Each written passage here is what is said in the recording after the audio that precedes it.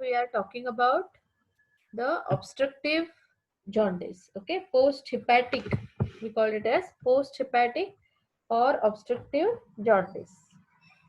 So here obstruction, it may be due to the stone, it get obstruct in the common bile duct or ampulla of Vector, at the region of ampulla of Vector, or sometimes carcinoma of head of pancreas. Okay, so here there is failure to excretion of the conjugated bilirubin, and which get reabsorbed. It is water soluble and excreted in the urine. Okay, but failure of bile to reach the gut, it will give rise to pale stools or clay colored stool, whitish stools, because bile could not reach up to the gut.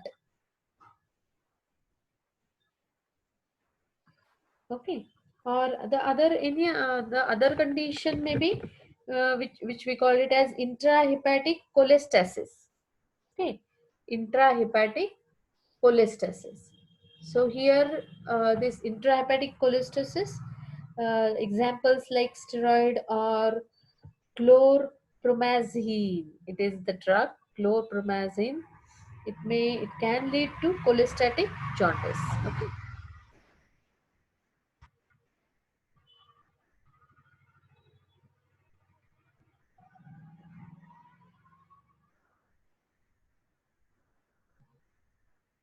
Okay.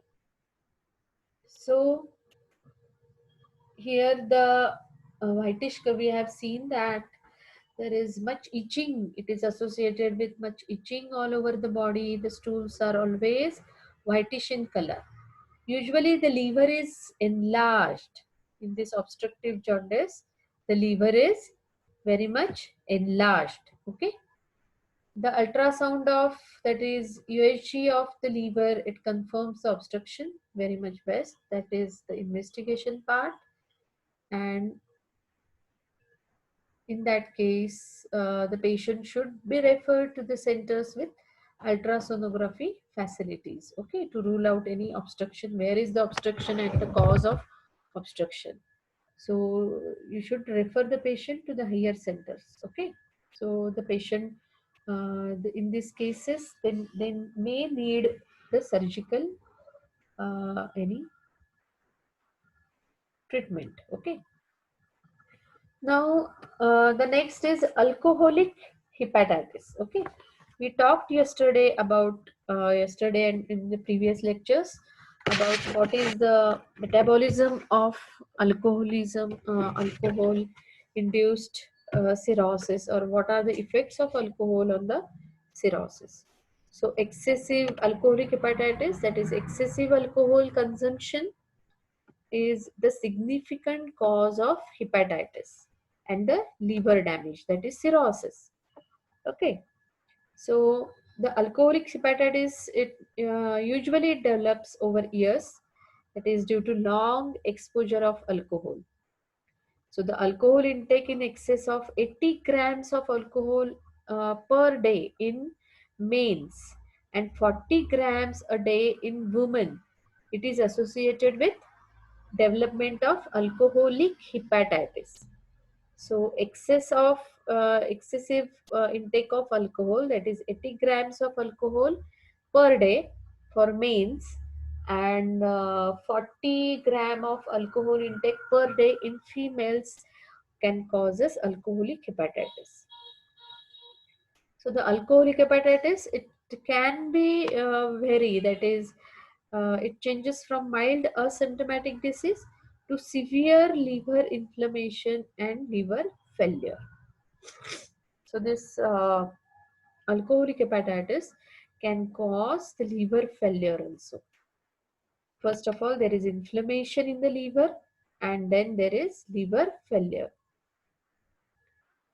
So the symptoms and the other that is physical examination, the findings, they are similar to the other causes of hepatitis. Okay, and the laboratory findings are significant for elevated transaminases.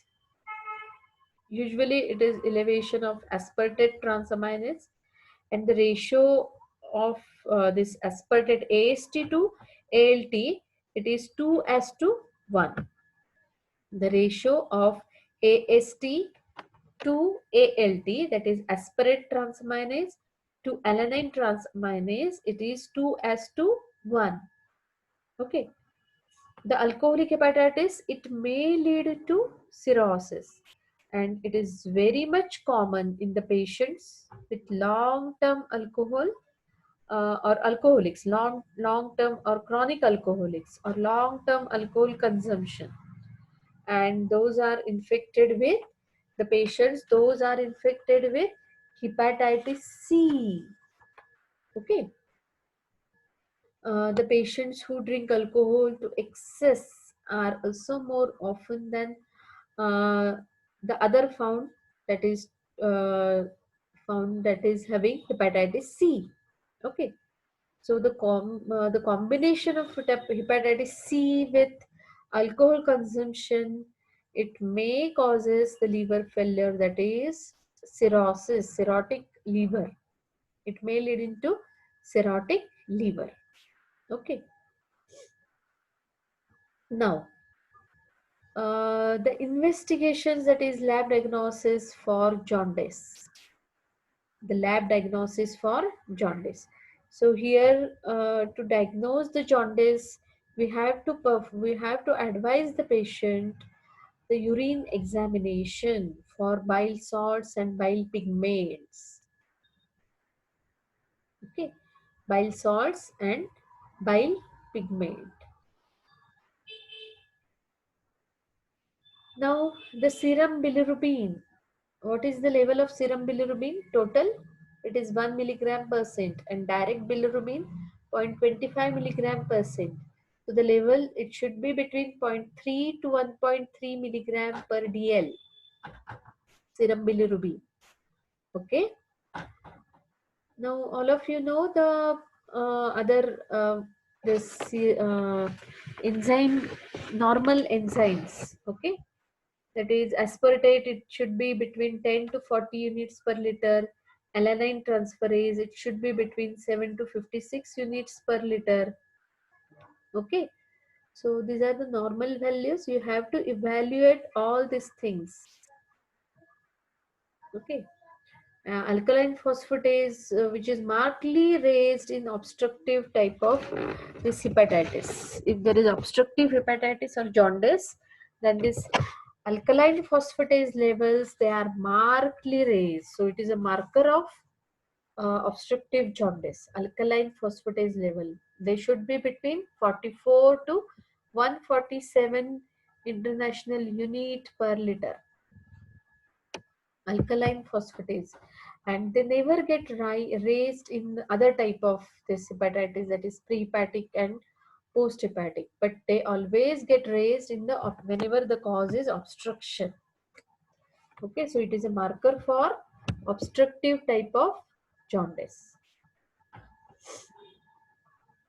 Okay, so this is all about the jaundice, that is the main thing occurs, or we can, it can be, hepatitis can be presented with the jaundice. Okay, so here the serum bilirubin levels, they may exceed uh, up to that is exceeds more than 34 mu mole per liter, and the patient, we diagnose that it is a jaundice. Okay, so today we talked about the one presentation of hepatitis, that is the jaundice, and the next lectures we are going to discuss about the hepatitis A infection, that is HAV, HBV virus, HAV virus. I told you to read about the morphology of these viruses. Yes, have you read the morphology of these viruses?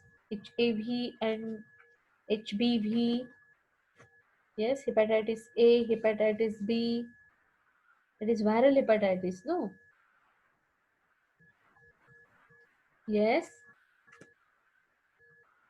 I told yesterday to read and come about this hepatitis A, hepatitis B.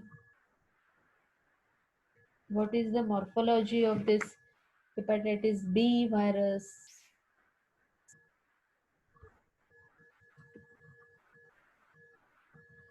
Okay.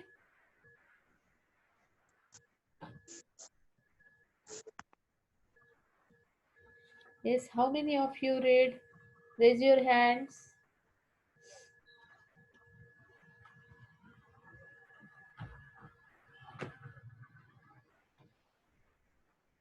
Is there books with you to read, or you can get this information from net, or I think assigned a book to this winter batch, I think, to read.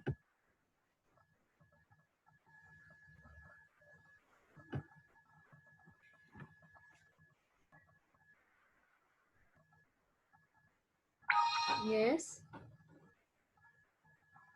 So from tomorrow we are going to start with this hepatitis, that is about the viruses, individual virus. Today we learned about the jaundice part, which is one of the presentation of hepatitis. Jaundice, hepatitis can be presented as a jaundice, but in detail we are going to talk tomorrow. Okay. So have you understood the prehepatic jaundice, hepatic jaundice, that is hepatocellular jaundice, and post-hepatic jaundice? Ma'am, Yes. Yes, ma'am. hepatocellular jaundice, all five type of virus are responsible for that jaundice. Yes, yes, yes. All Ma'am, then all five types of jaundice, viruses, they are responsible for hepatocellular jaundice. Okay. ma'am, then spread through blood and sex contact can be a cause of that disease, Yes, jaundice. yes, that can be the cause of jaundice, but hepatocellular jaundice, for a damage, these viruses, they enters into the circulation and they ultimately go in the liver and they causes their inflammation. Okay, whenever any virus enters into the liver, they ultimately causes their inflammation because of immune reaction. Body's immune reaction, there is inflammation, and there is later on there is necrosis. Okay, so damage of the liver cell can occur mostly in the chronic type of jaundice. The inflammation occurs, but it is mild with hepatitis A and E. It can get cured by itself. Okay, hepatitis A and hepatitis E, but the other types, they can cause the major damage to hepatocytes. Understood? But they can cause this A and E also causes inflammation to the liver. Mild hepatitis. There is mild hepatitis in A and B, but it gets cured by itself. But this B, C, and D, these types, they can cause the major this damage to the hepatocyte. Okay, so which type of damage occurs? Liver damage. I told you three type of damages occurs in the hepatitis. No, in viral hepatitis, any kind of viruses can cause three changes. Results from the liver damage. The first change is disruption of the bile canaliculi. So there is interference with the Excretion, absorption of bile into blood. yes, into blood. Okay. Second cause is necrosis of hepatocyte. Of hepatocytes.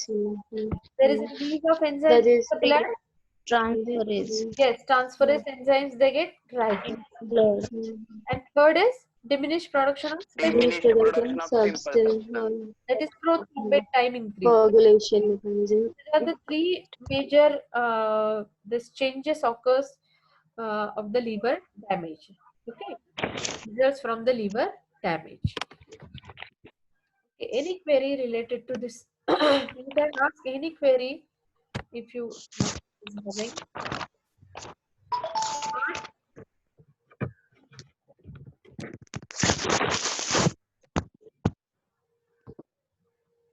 Yes.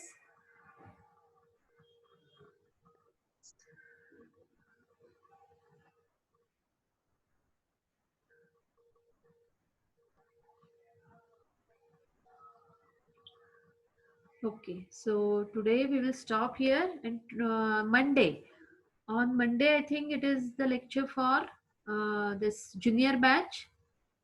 Okay, then we will carry on our discussion of this hepatitis on from Wednesday. Okay, Okay, ma'am. Okay. and on Monday and Tuesday, again we are going to talk about the degeneration.